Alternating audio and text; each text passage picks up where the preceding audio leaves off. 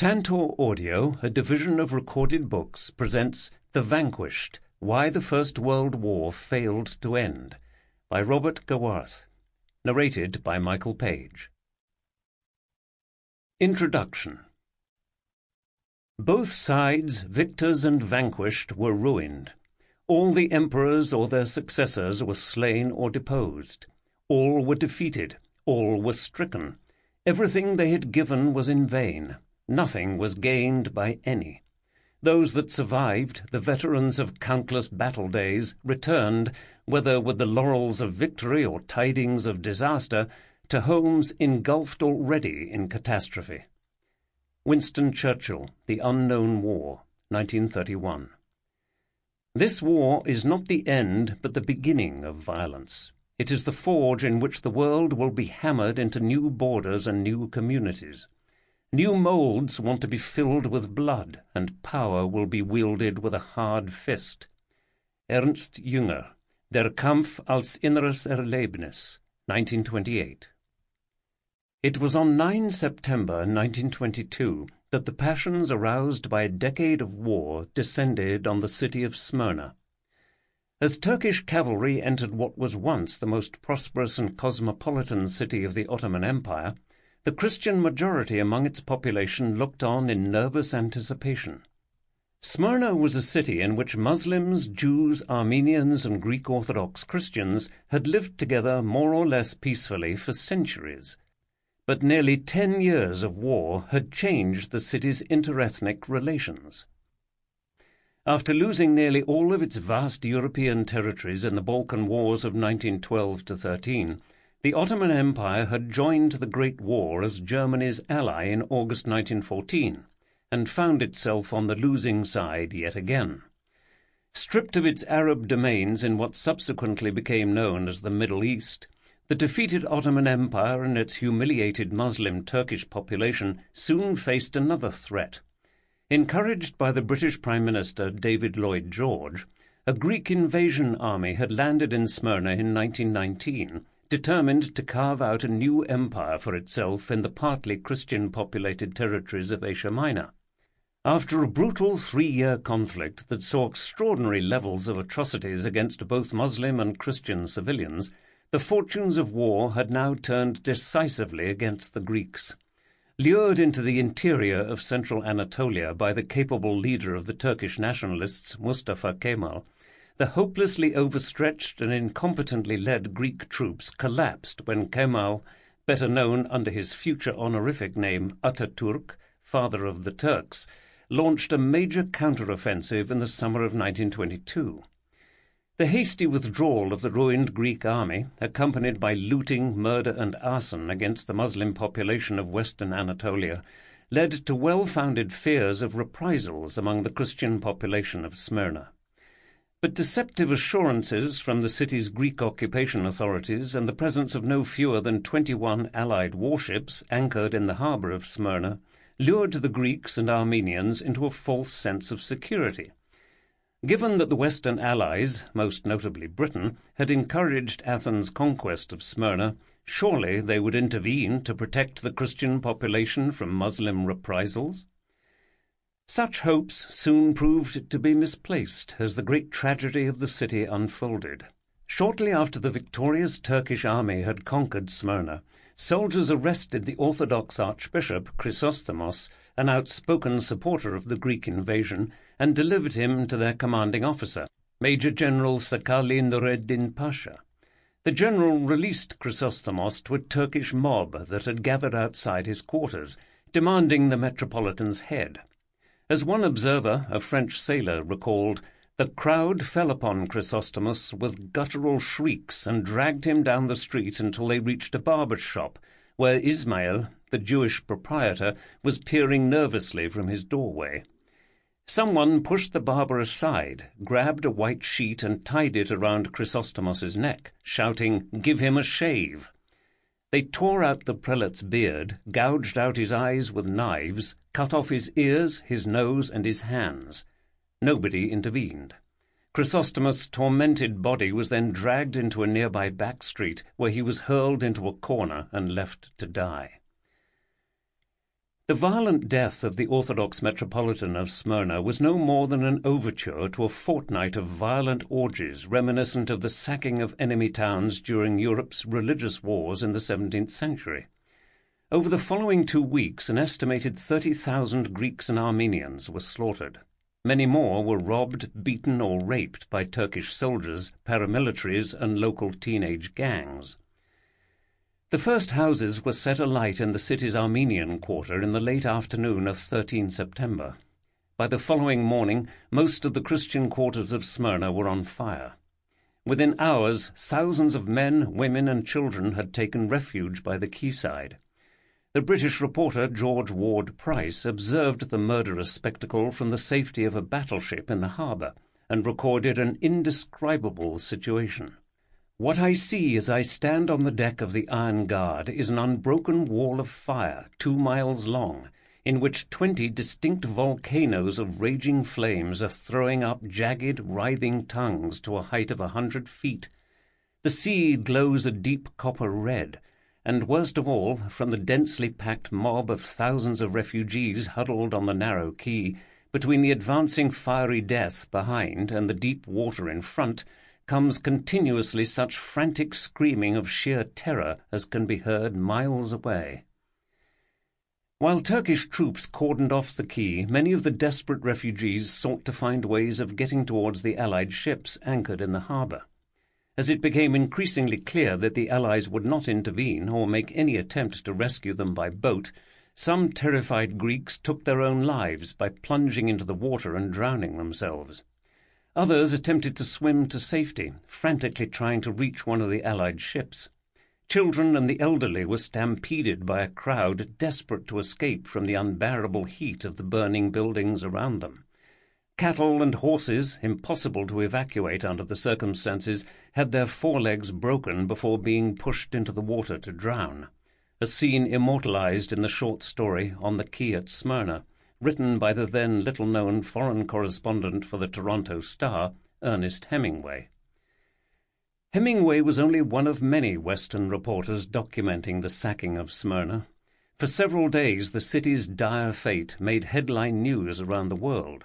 It prompted the British Secretary of State for the Colonies, Winston Churchill, in a letter he sent to the Dominion Prime Ministers, to condemn the destruction of Smyrna as an infernal orgy with few parallels in the history of human crime. As the grim fate of Smyrna's Christian population and the preceding massacres of Muslim Turks chillingly illustrate, the Great War was not immediately followed by a period of peace. Churchill was, in fact, wrong about the unique nature of the Smyrna atrocities. On the contrary, violent incidents as harrowing as the ones in western Anatolia were no rarity in what is often, but rather misleadingly, referred to as the interwar years, a neatly framed period that allegedly began with the armistice of 11 November 1918 and ended with Hitler's attack on Poland on 1 September 1939. Yet such a periodization only makes sense for the principal victors of the Great War, namely Britain, with the notable exception of the Irish War of Independence, and France, for whom the cessation of hostilities on the Western Front indeed marked the beginning of a post-war era. For those living in Riga, Kiev, Smyrna, or many other places in Eastern, Central, and Southeastern Europe in 1919, there was no peace, only continuous violence. The World War formally ended with the conclusion of the armistice, the Russian philosopher and polymath Pyotr Struve observed from the vantage point of a contemporary public intellectual who had exchanged his affiliations from the Bolshevik to the White movement in the midst of his country's most violent civil war. In fact, however, everything from that point onward that we have experienced and continue to experience is a continuation and transformation of the World War. Struve did not have to look far to prove his point.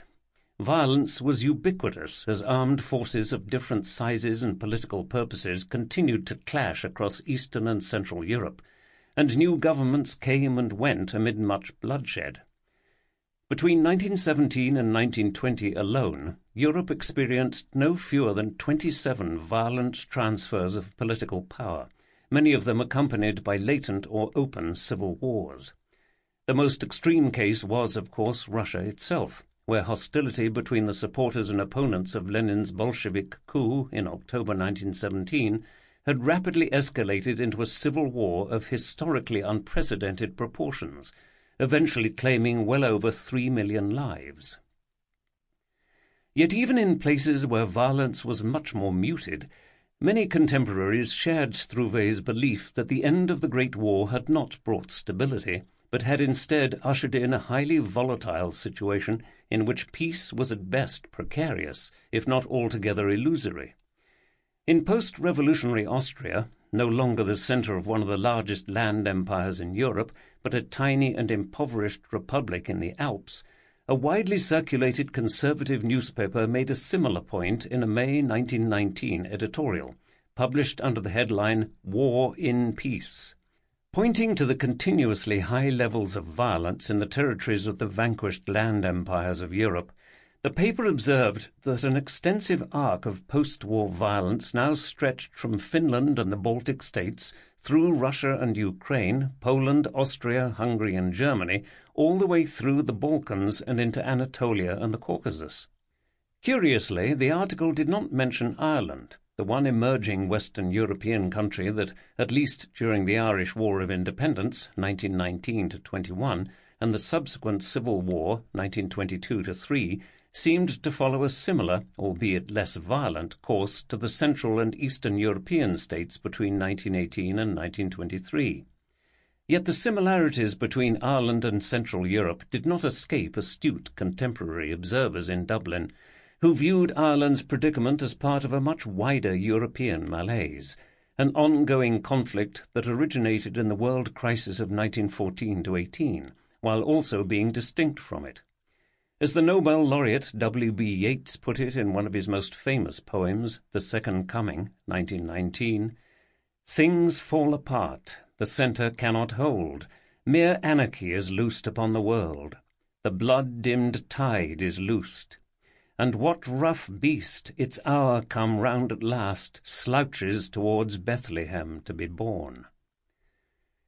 Europe's violent transition from world war to a chaotic peace is the subject of this book. Moving beyond the more familiar histories of Britain and France, or the equally well-known story of peacemaking on the Western Front in 1918, it aims to reconstruct the experiences of people living in those countries that were on the losing side in the Great War, the Habsburg, Romanov, Hohenzollern and Ottoman empires, and their successor states, as well as Bulgaria. Yet any history of the vanquished also has to include Greece and Italy. Although victors in the autumn of 1918, both states soon found their fortunes declining.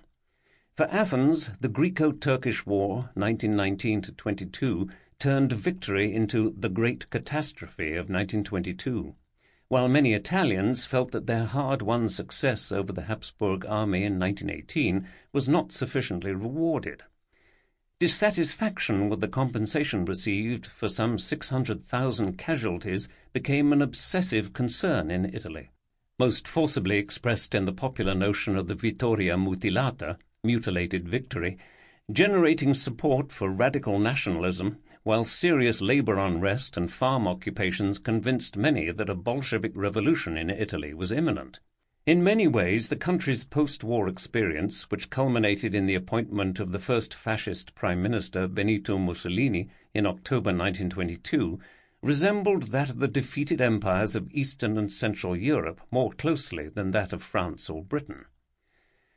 By focusing on the defeated land empires of Europe and the shape they took after the Great War, this book deals with states that have often been portrayed either through the prism of wartime propaganda or from the vantage point of 1918, when the legitimization of new nation-states in East Central Europe required the demonization of the empires from which they seceded. This reading allowed some historians in the West to portray the First World War as an epic struggle between the democratic allies on the one hand and the autocratic Central Powers on the other, while ignoring the fact that the most autocratic empire of all, Imperial Russia, was part of the Triple Entente. In more recent years, however, a growing body of scholarship on the late Ottoman, Hohenzollern and Habsburg empires has disputed the black legend that the Central Powers were simply rogue states and anachronistic people's prisons. This reassessment has been an emphatic one for both Imperial Germany and the Habsburg Empire, which appear in a much more benign, or at least more ambivalent, light to historians today than they did in the first 8 decades after 1918. Even with respect to the Ottoman Empire, where the wartime genocide of the Armenians seemed to confirm the malicious nature of an oppressive empire that violently suppressed its minorities, a more complex picture is gradually emerging. Some historians have recently highlighted that up until 1911–12, there was still some potential for an Ottoman future with equal rights and citizenship for all ethnic and religious groups living within the empire. While the nationalism of the Committee of Unity and Progress (CUP) government, brought to power by the 1908 revolution, stood in stark contrast with the more inclusive civic nationalism of the Ottoman Empire, the CUP had lost a great deal of popular support by 1911. It was the Italian invasion of the Ottoman province of Tripolitania, Libya, that year, and the First Balkan War in 1912, that allowed the CUP to establish a dictatorship, and which changed interethnic relations profoundly, as up to 300,000 Muslims, including the families of some leading CUP politicians, were violently uprooted from their homes in the Balkans, prompting a refugee crisis and political radicalization in Constantinople. Even if one deems the recent scholarly rehabilitation of the pre-war land empires exaggerated or overstated, it is difficult to suggest that post-imperial Europe was a better, safer place than it had been in 1914. Not since the 30 Years' War of the 17th century had a series of interconnected wars and civil wars in Europe been as inchoate and deadly as in the years after 1917–18. As civil wars overlapped with revolutions, counter-revolutions and border conflicts between emerging states without clearly defined frontiers or internationally recognized governments, post-war Europe, between the official end of the Great War in 1918 and the Treaty of Lausanne in July 1923, was the most violent place on the planet. Even if we exclude the millions of people who perished from the Spanish flu pandemic between 1918 and 1920, or those hundreds of thousands of civilians between Beirut and Berlin who died of starvation as a consequence of the Allied decision to keep up the economic blockade beyond the end of hostilities, well over 4 million people, more than the combined wartime casualties of Britain, France, and the United States, died as a result of armed conflicts in post-war Europe. In addition, millions of impoverished refugees from Central, Eastern and Southern Europe roamed the war-torn landscapes of Western Europe in search of safety and a better life. It is with good reason that some historians of Eastern Europe have classified the years immediately after 1918 as a time of extended European civil war. Despite the horrific events that took place in large parts of post-war Europe, the numerous conflicts of the years after 1917–18 have not attracted nearly as much attention as the events on the Western Front over the previous 4 years. Contemporary British observers such as Winston Churchill famously dismissed the post-war conflicts as the wars of the pygmies, a condescending comment that reflects the orientalizing and implicitly colonial attitude towards Eastern Europe that prevailed in Western European textbooks of the period for decades after 1918. It also tapped into an idea, stemming in large part from the years between the Great Eastern Crisis, 1875–8, and the 2 Balkan Wars of 1912–13, that Eastern Europe was somehow inherently violent, as opposed to the civilized and peaceful West. These blinkered assumptions and the general degradation of discourse during 1914–18 made the British and French policymakers strikingly myopic about the catastrophes that now unfolded in East-Central Europe, even if they occurred in places that prior to the Great War had been for many years deeply law-abiding, culturally sophisticated and peaceful. While the story of Europe's transition from war to peace remains less familiar to many Western European listeners than that of the Great War itself, The eventful years between 1917 and 1923 are still very much present in the collective memory of people from Eastern, Central and Southern Europe, as well as those from the Middle East and Ireland. For them, the memory of the Great War is often overshadowed, if not fully eclipsed, by foundational stories of independence struggles, national liberation and revolutionary change in and around 1918. In Russia, for example, Lenin's Bolshevik Revolution of 1917, not the imperialist war that preceded it, remained the central historical reference point for decades. In today's Ukraine, national independence in 1918, however short-lived, is ever present in public debates about the geopolitical threat posed by Putin's Russia. For some post-imperial states, notably Poland, Czechoslovakia, and the Kingdom of Serbs, Croats, and Slovenes, the future Yugoslavia, a commemorative focus on the triumphal birth or rebirth of the nation-state in 1918 enabled them to conveniently forget that millions of their citizens had fought in the defeated armies of the Central Powers. Elsewhere, the years after 1917 to 18 feature prominently in collective memory because they represent particularly divisive moments in history. In Finland, a non-combatant during the Great War, the shadow of the extremely bloody civil war of 1918 that killed off more than 1% of the country's population within less than 6 months has haunted political debates ever since, while in Ireland the affiliations and dilemmas of the Civil War of 1922–3 continue to shape the country's party political system to the present day. Within the Middle East, too, the Great War is a topic of marginal interest compared to the Allies' subsequent invention of nations, such as Iraq or Jordan, the mandate regime imposed by the League of Nations, and the still ongoing conflict over Palestine. In the eyes of many Arabs, this conflict originated in the pledge of British support for the establishment in Palestine of a national home for the Jewish people by the Foreign Secretary Arthur Balfour, hence known as the Balfour Declaration.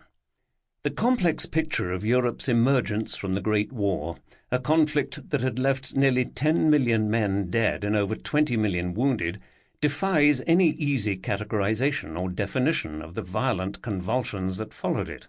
At the risk of simplification, however, it is possible to identify at least 3 distinct but mutually reinforcing and often overlapping types of conflict within the ensuing European Civil War.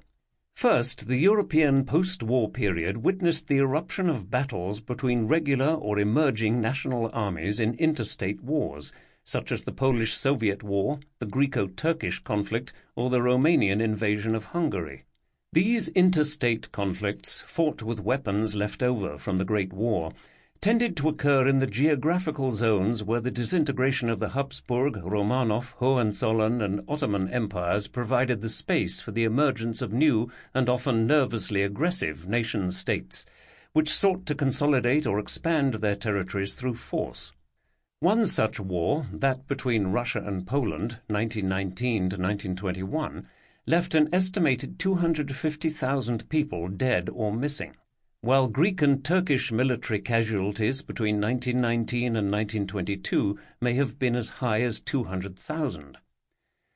Secondly, the brief period between 1917 and 1923 saw a massive proliferation of civil wars, as was the case in Russia or Finland, but also in Hungary, Ireland and parts of Germany.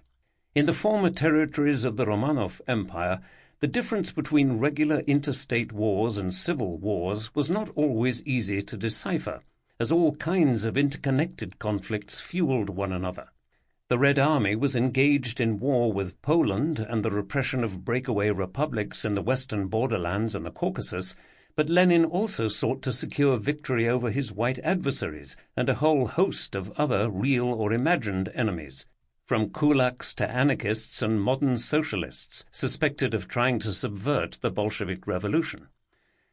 The situation in Russia was further complicated by the involvement of outsiders such as Allied intervention troops supporting the Whites, or the tens of thousands of German Freikorps soldiers who roamed the Baltic region after 1918 and fought with and against Latvian and Estonian nationalists in pursuit of land, glory, or adventure. The civil wars that haunted Europe in this period were generally triggered by a third distinct form of political violence that dominated the years 1917 to 23, namely social and national revolution.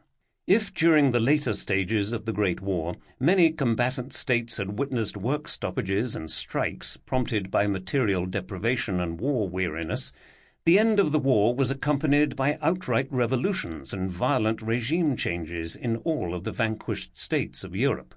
The revolutions that occurred between 1917 and 1923 could be socio-political in nature, pursuing a redistribution of power, land and wealth, as was the case in Russia, Hungary, Bulgaria and Germany, or they could be national revolutions, as was the case in the shatter zones of the defeated Habsburg, Romanov, Hohenzollern and Ottoman empires, where new and re-emerging states, inspired by ideas of national self-determination, sought to establish themselves.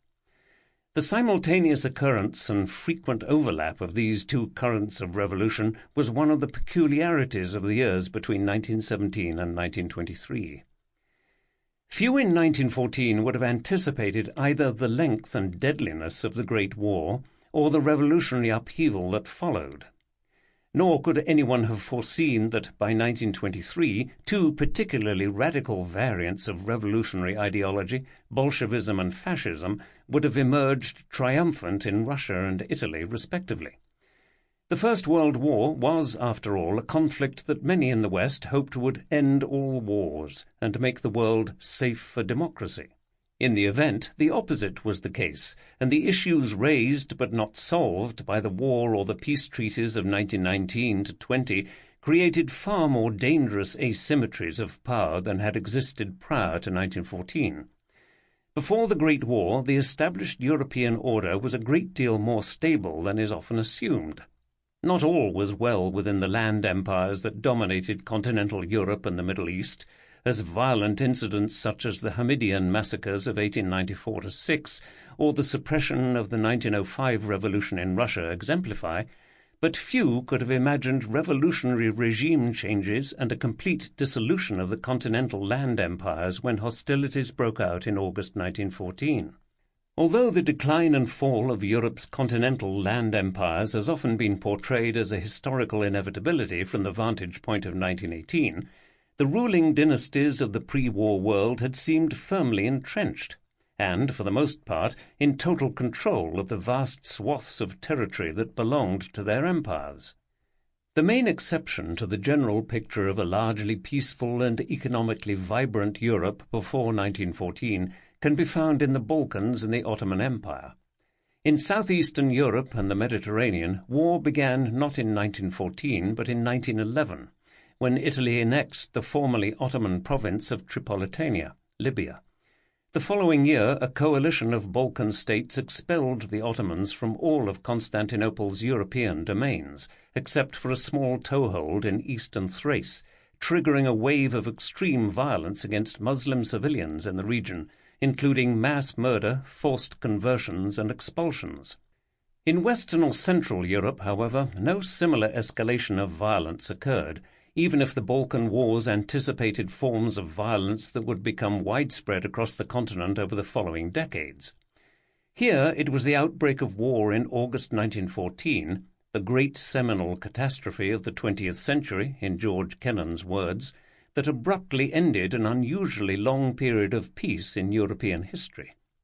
As Kennan and many other historians have argued, it was the Great War that marked the beginning of the Age of Extremes, Eric Hobsbawm's term, and of decades of violent upheavals.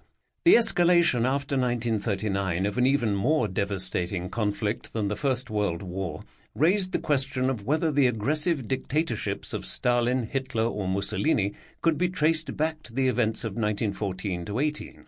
Many were convinced that the Great War had unleashed furies that could not be contained by the Paris peace treaties of 1919 to 20. This brutalization thesis, famously developed for the German case in George Moss's Fallen Soldiers, and extended to all of Europe since, essentially suggested that the trench experience of the First World War generated a brutalization both of war and society by establishing new and unprecedented levels of acceptable violence. These prepared the way for, and were only surpassed by, the horrors of the Second World War, during which the death toll for civilians exceeded that of combatants. More recently, however, historians have cast doubt on the explanatory value of the brutalization thesis, notably because the war experience itself does not account for why politics... Sample complete. Ready to continue?